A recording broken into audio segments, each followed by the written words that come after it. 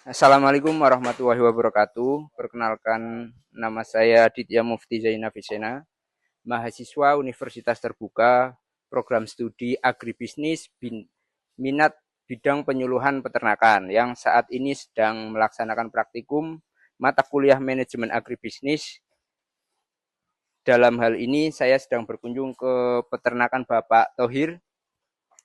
Nah, sebelumnya saya mohon maaf Pak mengganggu waktu istirahat jenengan. Nah, di sini saya akan menanyakan tentang laporan keuangan usaha tani panjenengan ini yang bergerak dalam bidang berarti peternakan sapi potong ya Pak. Nah, sebelumnya saya akan menanyakan Pak beberapa pertanyaan. Nah, yang pertama itu apakah Bapak bisa menjelaskan sedikit mengenai kegiatan usaha sapi potong yang Bapak jalankan ini? Berarti panjenengan itu bergeraknya di bidang apa sih Pak? Di pembibitan atau penggemukan? Seperti itu. Jadi kalau saya itu dalam bidang sapi potong dan juga pembibitan dan juga pembakalan pedang. Oh, berarti semua masuk. Semua masuk. Semua masuk. Yeah. Nah, untuk usaha panjenengan ini udah bergerak berapa tahun, Pak?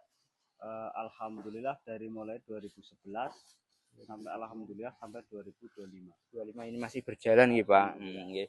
Nah, untuk usaha 14 tahun. Nah, 14 tahun menggeluti usaha ini otomatis masih muda, berarti juragan muda ini ya.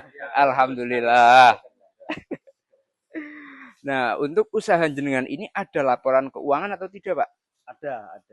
Contoh kalau saya berbelanja sapi ke pasar dari pasar luar pasar sini.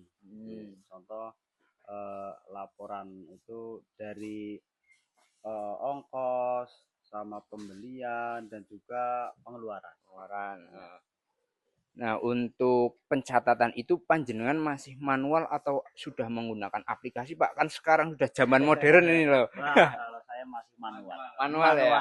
Manual malah lebih teliti, Pak, kalau seperti itu. Gampang nyoret.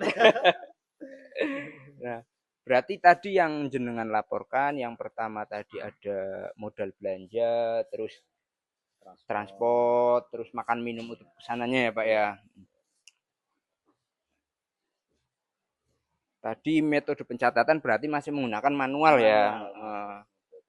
Nah, untuk biaya ini usaha yang dilaporkan itu biaya paling besar di biaya apa, Pak? Di biaya iya Bibit, pembelian pembelian bakalan nggih, Tapi berarti untuk biaya kandang ini itu biayanya sekitar berapa itu, Pak? Kalau ini sih kapasitas cuma 15 ekor 15 kandang ekor. kandang dua ini. Hmm. Kalau kandang satu kapasitas 25 ekor. 25 nggih. Untuk bikin kandang ini nggak cukup 30 juta, tidak cukup. Tidak cukup. Berarti ini termasuk untuk sumur gitu apa? Iya. Berarti sini ada sumur. Oh, nggih. Terus untuk biaya pakan ini, Pak, gimana jenengan itu beli atau punya lahan sendiri terus mempekerjakan orang untuk ngarit atau gimana? Ya kalau untuk biaya pakan itu ada pekerjanya untuk ngarit. Oh, untuk ngarit ada. Dan juga ada yang beli cara di sini sistem nebas. Nebas. Ini bahasanya nebas nggih. Nebas suket. Nggih. Terus untuk upah per hari untuk anak kandang ini berapa, Pak? Kalau boleh tahu. Upah per hari itu tidak tentu karena terkadang gini caranya tidak tentunya tidak sehari berapa, tinggal saya yang mengasih. Oh, berarti Terkadang tergantung. 100 200 per hari, jadi kalau sistem saya kan untuk tidak menentu Tidak lah, menentu. tidak menentu. Yeah. Nah, bahkan kalau dihitung-hitung secara per bulanan ya lebih dari 3 juta.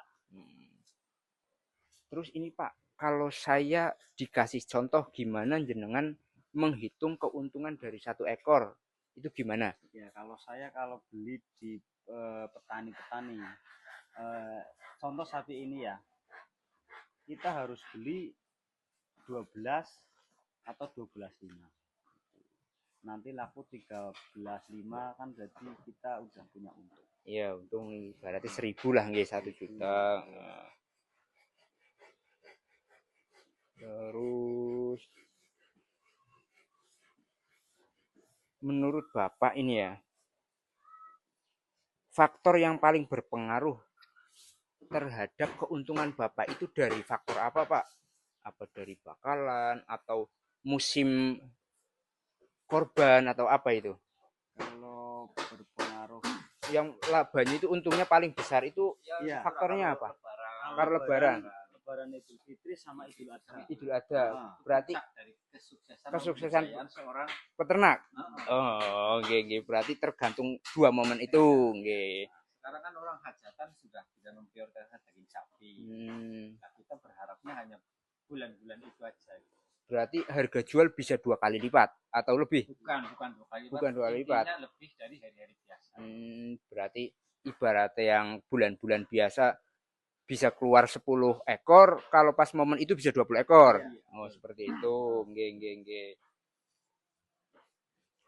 Terus strategi pemasaran ini, Pak, yang panjenengan lakukan di usaha ini tuh gimana?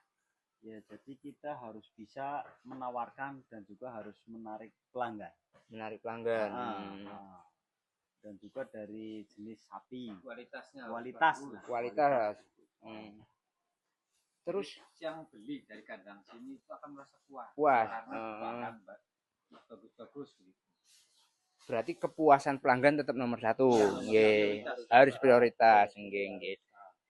Terus untuk penjualan ini, Pak, ini bisa diantar langsung ke pembeli atau pembeli bisa ke sini? Bisa. Bisa langsung depan rumah bahkan sampai ke kandang. Ke kandang berarti langsung. bisa DO. Bisa langsung. Zamannya DO. Zamannya DO. Sapi pun bisa di DO nggih.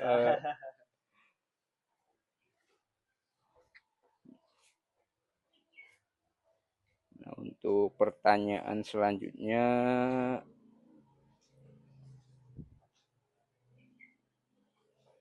nah, sudah Pak, seperti itu saja yang saya tanyakan.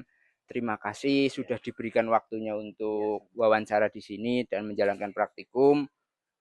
Semoga usaha Bapak lancar terus dan diberikan keuntungan yang lebih besar. Cukup sekian. Billahi taufik wal hidayah. Wassalamualaikum warahmatullahi wabarakatuh.